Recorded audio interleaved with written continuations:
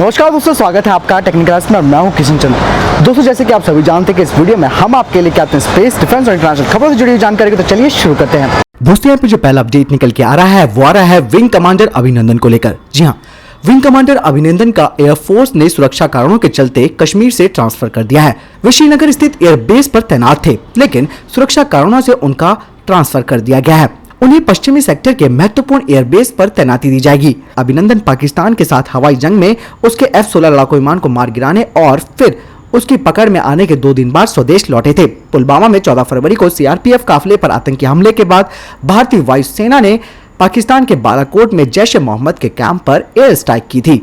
दोस्तों, अभी जो अपडेट निकल के आ रहा है वो आ रहा है चीन की तरफ से। चीन द्विपक्षीय संबंधों को बेहतर करने के लिए भारत के साथ फिर से शिखर वार्ता करना चाहता है।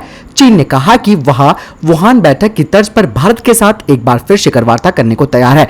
इसके साथ ही उसने कहा कि इस हफ्ते होने वाले बेल्ट एंड रोड फोरम में भारत का हिस्सा नहीं लेने से द्विपक्षीय संबंध प्रभावित नहीं होंगे। भारत और पाकिस्तान आर्थिक गलियारे यानी कि CPEC को लेकर इस फोरम का भारत ने बहिष्कार किया था। भारत CPEC का विरोध कर रहा है क्योंकि जैसे कि आप सभी जानते हैं कि ये जो रास्ता है वो गुलाम कश्मीर से होकर गुजरता है। चीन अपनी इस परियोजना को दुनिया के सामने रखने के लिए 25 से 27 अप्रैल तक दूसरे बेल्ट एंड रोड फोरम का आयोजन कर रहा है। भारत ने चीन के पहले वाले फोरम में भी हिस्सा नहीं लिया था। चीन के विदेश मंत्री वांग यी ने पत्रकारों को कहा कि हम भारत से अपील करते हैं कि वह CPEC का विरोध करना छोड़ दे। दूसरे पे जो अगला अपडेट निकल के आ रहा है वो आ रहा है नौसेना को लेकर। जी हाँ दोस्तों, समुद्र में भारत ने उतारा अपना नया प्रहरी INS इम्फाल को, जो कि गाइडेड मिसाइल का विनाश करने और रडार को चकमा देने में माहिर है। भारतीय नौसेना ने शनिवार को मझगांव डॉक शिपयार्ड में गाइडेड मिसाइल विध्वंसक पोत इम्फाल को इंडक्ट किया है। प्रोजेक्ट 15B के तहत तीसरे पोत इम्फाल को दोपहर 12:20 पर सफलतापूर्वक पानी में उतारा गया है।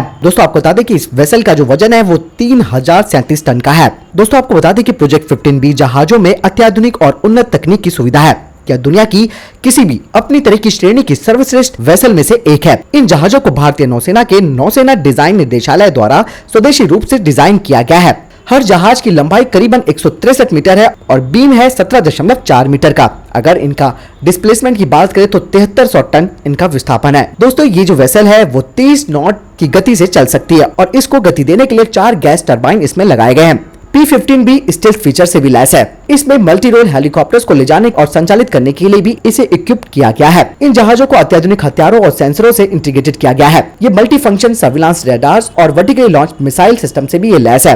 तो दोस्तों, भारतीय नौसेना में विध्वंसक INS इम्फाल के लिए एक लाइक तो बनता है।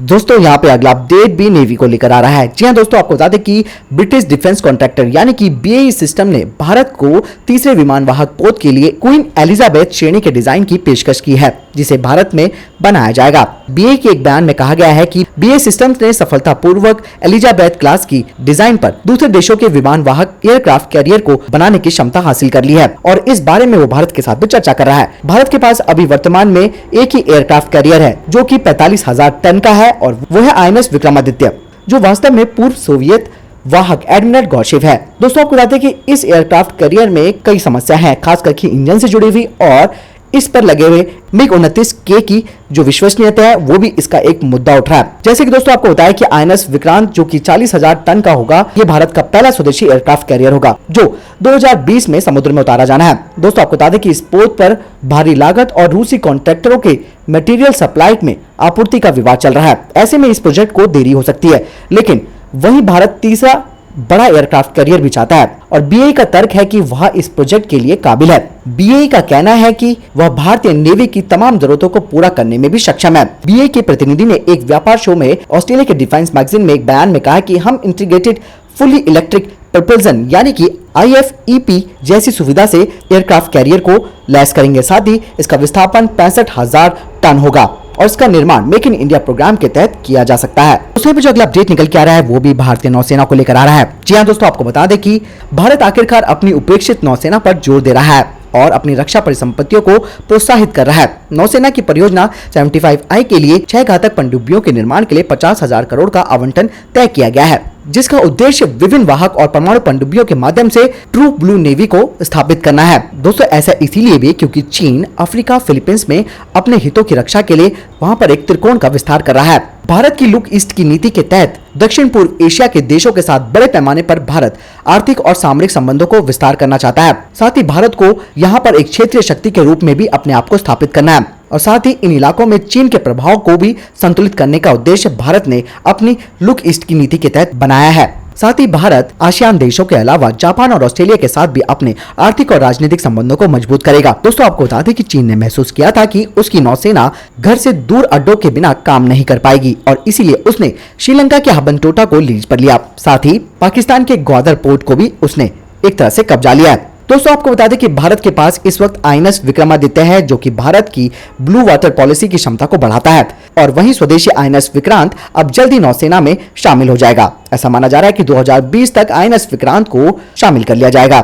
नेवी के प्रोजेक्ट 15A और 15B के तहत कोलकाता स्टील डिस्ट्रॉयर और फ्यूचरिस्टिक वारशिप के लिए भी विस्तार किया जाना है। दोस्तों अरिहंत जो कि भारत की स्वदेशी परमाणु पनडुब्बी है उस पर भी कार्य चल रहा है। दोस्तों प्रोजेक्ट 75I भारत की समुद्री रक्षा को बढ़ाने के लिए एक लंबा रास्ता तय करेगा।